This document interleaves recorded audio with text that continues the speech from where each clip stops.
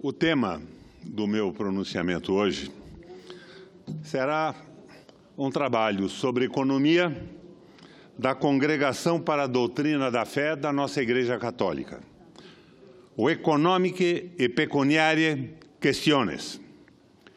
Na semana passada, a Igreja de Francisco divulgou a mais veemente condenação papal aos excessos da especulação financeira em tempos de globalização, com fundamento não apenas em preceitos religiosos, mas, sobretudo, éticos.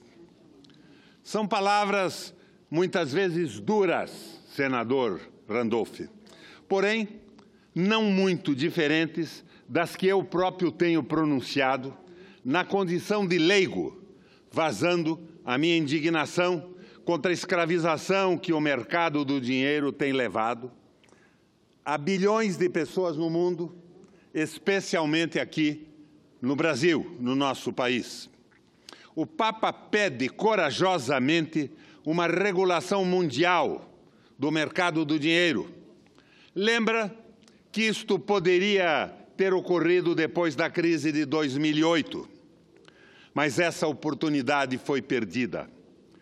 Na realidade, o poder formidável de Wall Street subjugou completamente as iniciativas do presidente Obama neste sentido.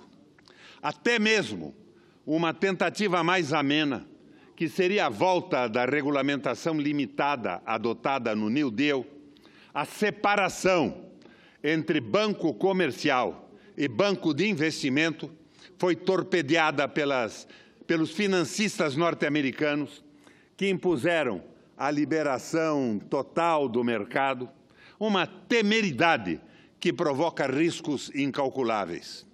Entretanto, diz o Papa, abro aspas, senadora Regina, nenhum espaço no qual o homem age pode legitimamente pretender ser estranho ou de permanecer impermeável a uma ética fundada na liberdade, na verdade, na justiça e na solidariedade. Fecho aspas.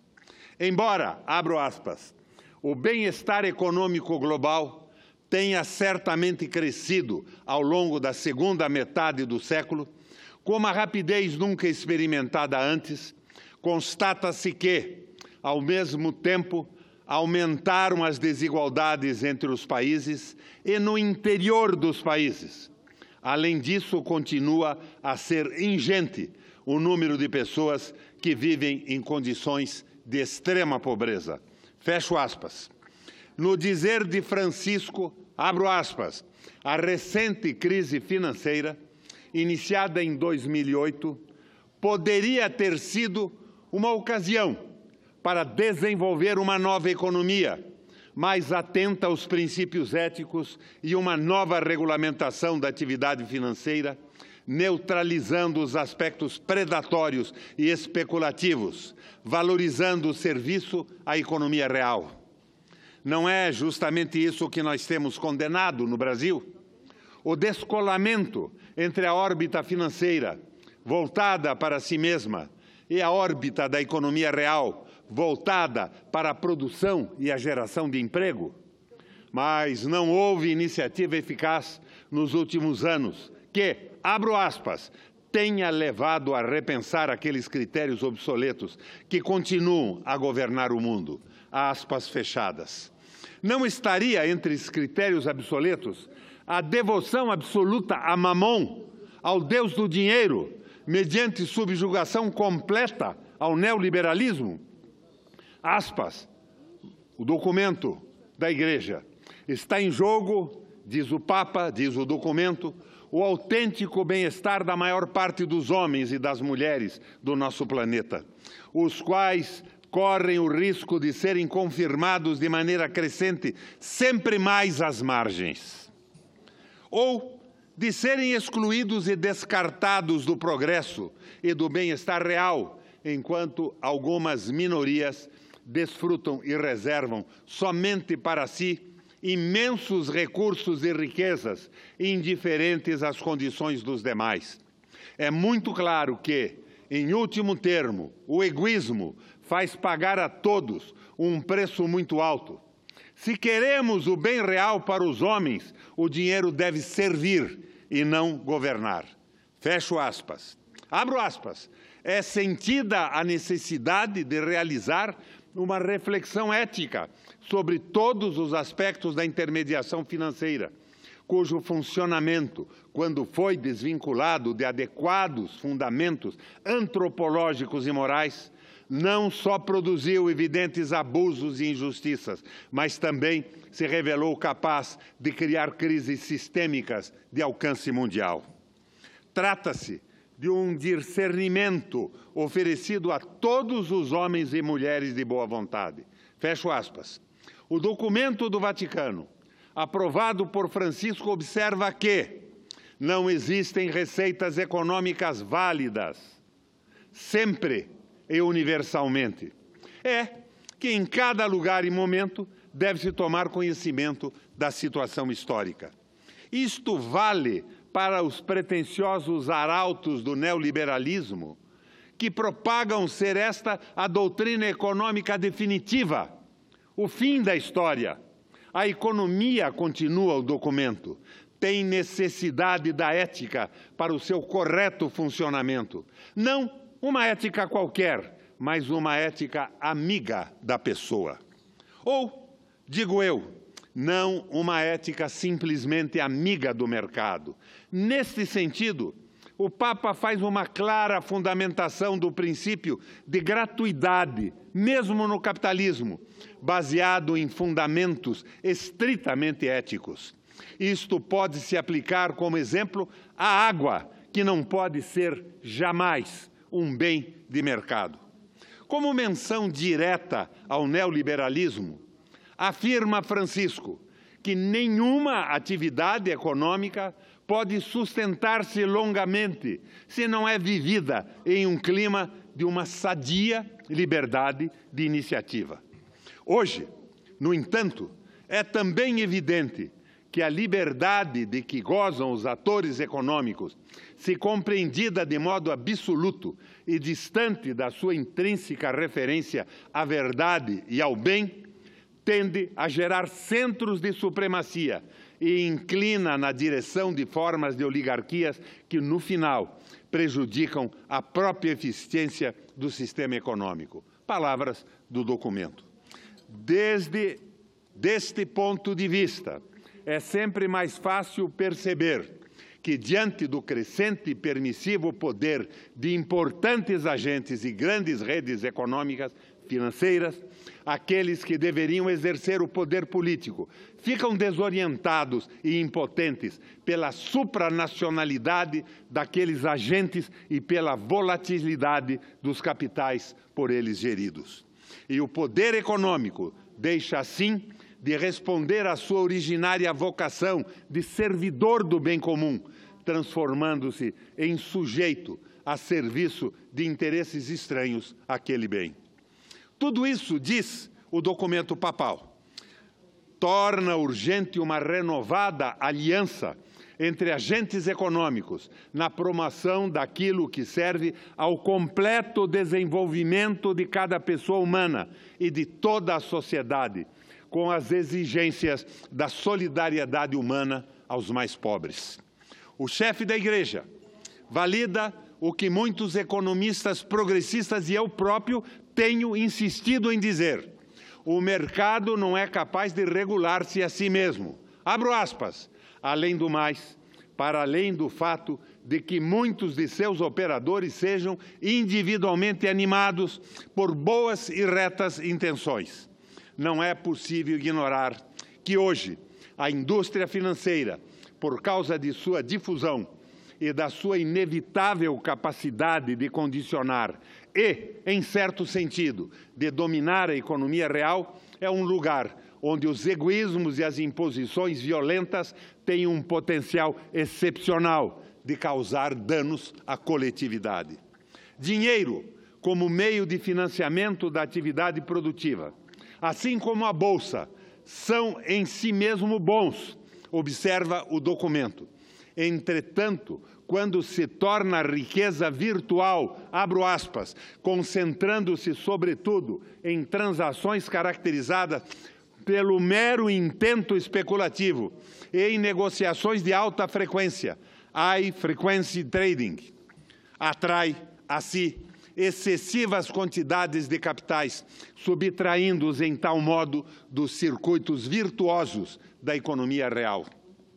Com uma referência indireta aos grandes economistas clássicos, o documento de Francisco observa, aspas, isto que por mais de um século foi tristemente previsto, tornou-se realidade hoje. O lucro do capital coloca fortemente em risco e corre o risco de suplantar a renda do trabalho. Renda essa, comumente confirmada às margens dos principais interesses do sistema econômico. Isto proporciona o fato que o trabalho, com sua dignidade, não somente se torne uma realidade sempre em risco, mas perca também a qualidade de bem para o homem, transformando-se em mero meio de troca nas relações sociais tornadas assimétricas. Peço um minuto de reflexão dos senhores e senhoras senadores. O que fez esse Senado ao aprovar a infame reforma trabalhista de Temer, a reforma da Ponte para o Futuro, a não ser acentuar as características deletérias do sistema de trabalho denunciado pelo Papa Francisco? Além disso, prossegue o documento em outro ponto. Entramos na era do descarto, senadora Regina. Tratado como instrumento, como coisa, o trabalhador acaba sendo descartado nos momentos de crise. Abro aspas. Já não se trata simplesmente do fenômeno de exploração e opressão, mas de uma realidade nova. Com a exclusão, fere-se a própria raiz, a pertença à sociedade onde se vive, pois quem vive na favela, na periferia, já não está mais na sociedade, está fora dela.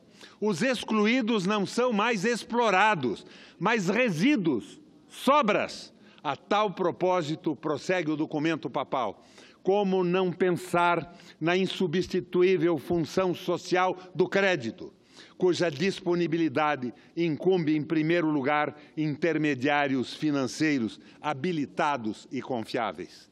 Neste âmbito, parece claro que aplicar taxas de juro excessivamente elevadas, não sustentadas pelos sujeitos que tomaram os créditos, representa uma operação não somente ilegítima, eticamente, mas também disfuncional à saúde do próprio sistema econômico. Semelhantes práticas, assim como comportamentos usurários, desde sempre foram advertidos pela consciência humana como iníquos e pelo sistema econômico como adversos ao seu bom funcionamento. O documento exorta ainda sobre o caráter especulativo de vários instrumentos de crédito e de seus derivativos específicos. Sobre cada um deles, apresenta-se uma fundamentação moral de regulação, de forma detalhada, como nunca se fez antes na história do planeta, com exceção, talvez, de alguns padres da Igreja, séculos atrás.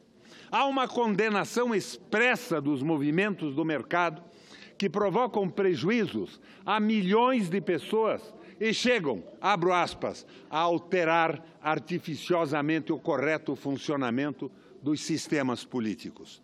A intenção especulativa, adverte o Papa, particularmente no âmbito econômico-financeiro, arrisca hoje suplantar todas as outras intenções importantes que integram a substância da liberdade humana. Este fato está deteriorando o imenso patrimônio de valores que funda a nossa sociedade civil como lugar de pacífica convivência, de encontro, de solidariedade, de regenerante reciprocidade e de responsabilidade em vista do bem comum. Neste contexto, palavras como eficiência, competição, liderança, mérito, tendem a ocupar todo o espaço de nossa cultura civil, assumindo um significado que termina por empobrecer a qualidade das trocas, reduzida a meros coeficientes numéricos. O Papa, repito, faz exortações específicas sobre a necessidade de regulação do sistema financeiro, indicando instrumentos financeiros individualizados a serem regulados. Não tenho tempo para entrar nesses detalhes. Recomendo, porém, fortemente a meus pares que leiam o documento integral do Vaticano. Mas quem é o Papa? Dirá um cínico. Acaso é um especialista em economia? Se não é um especialista, é sim autoridade universal em moral e, como tal, tem a prerrogativa, não só para os cristãos, mas para o conjunto da humanidade, de examinar em profundidade os fundamentos éticos das relações econômicas e, principalmente, financeiras. Gostaria, finalmente, de subscrever alguns conceitos fundamentais proferidos no documento. Isto serve, em grande medida, às nossas reflexões sobre o futuro que teremos de desenhar para o nosso Brasil. A experiência dos últimos decênios, diz o documento, mostrou com evidência, de uma parte, o quanto seja ingênua a confiança e uma presumida autossuficiência da capacidade funcional dos mercados, independente de qualquer ética, e, de outra parte, a imperiosa necessidade de uma regulação. Regulação que deve ser capaz de conjugar ao mesmo tempo a liberdade e a tutela de todos os sujeitos econômicos, especialmente dos mais vulneráveis, em regime de saudável e correta interação. Neste sentido, poderes políticos e poderes econômicos financeiros devem sempre permanecer distintos e autônomos, insiste o Papa. Como poderes políticos e poderes econômicos financeiros devem parecer sempre distintos e autônomos? Mas o que dizer de um banqueiro do Itaú, uma instituição teoricamente sob regulação, ser presidente do Banco Central brasileiro? Poder regulador. O Papa também trata do sistema de informação, sobretudo porque a concentração assimétrica de informações e poder tende a reforçar os sujeitos econômicos mais fortes, criando hegemonias capazes de influenciar unilateralmente não só os mercados, mas também os sistemas políticos normativos. E toca em um ponto central da administração empresarial contemporânea.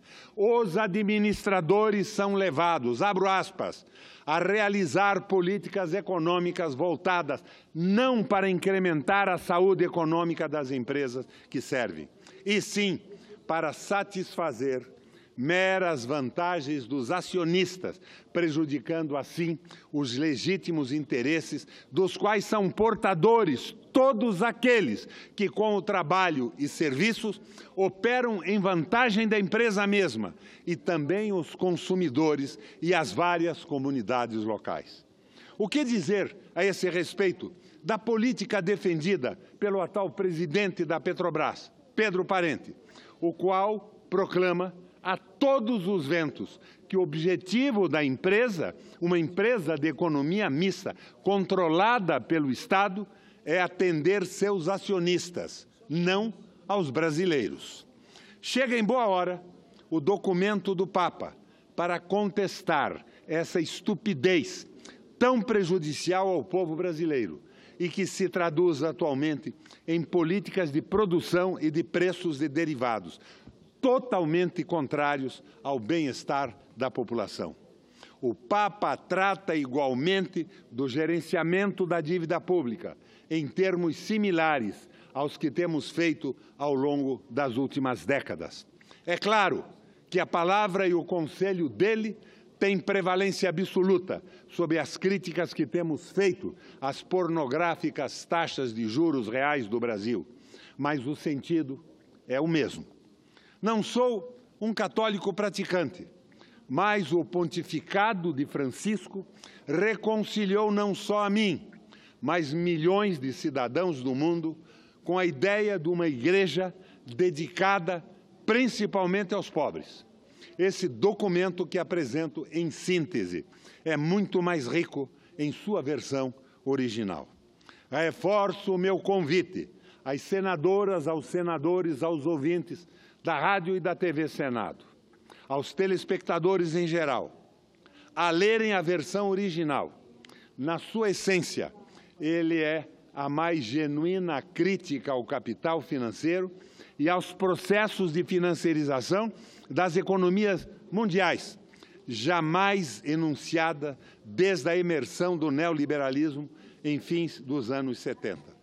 É importante que se repita que se trata, sim, de um documento de valor, sobretudo moral e ético, como era de se esperar de um documento do Papa, porém, com fundamentos econômicos de caráter absolutamente irrespondível de sentido universal.